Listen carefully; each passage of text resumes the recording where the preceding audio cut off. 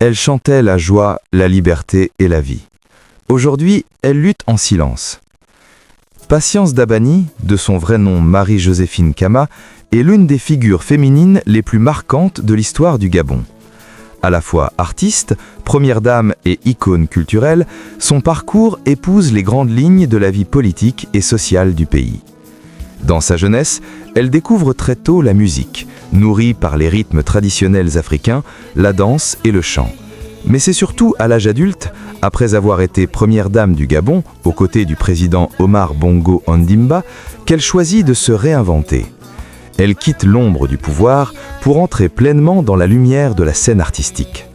Sous le nom de Patience Dabani, elle devient une star de la musique africaine, reconnue pour son énergie, ses tenues audacieuses et ses chansons festives célébrant la femme, la liberté et la culture africaine. Elle s'impose comme une artiste populaire, respectée et symbole d'émancipation féminine en Afrique centrale. Mère d'Ali Bongo Ondimba, elle reste durablement liée à l'histoire politique gabonaise. Cette proximité avec le pouvoir lui vaut autant d'admiration que de critiques, mais elle ne cessera jamais d'assumer sa parole et ses positions. Aujourd'hui, Patience Dabani traverse une période délicate et critique.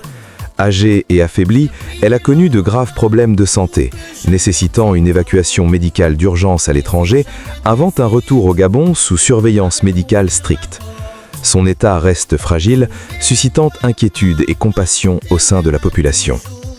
Loin des scènes et des projecteurs, cette grande dame de la musique vit désormais dans une discrétion forcée, marquée par la maladie, le poids de l'âge et un certain silence institutionnel autour de son héritage artistique. Patience Dabani demeure cependant un symbole vivant, celui d'une femme qui a chanté la joie, traversé le pouvoir et qui affronte aujourd'hui l'épreuve la plus difficile de la vie, celle de la vulnérabilité. Son histoire rappelle que derrière les icônes, il y a des êtres humains, forts hier, fragiles aujourd'hui. Réussi sa vie. Pourquoi tu veux venir gaspiller? Le couple là s'aime beaucoup.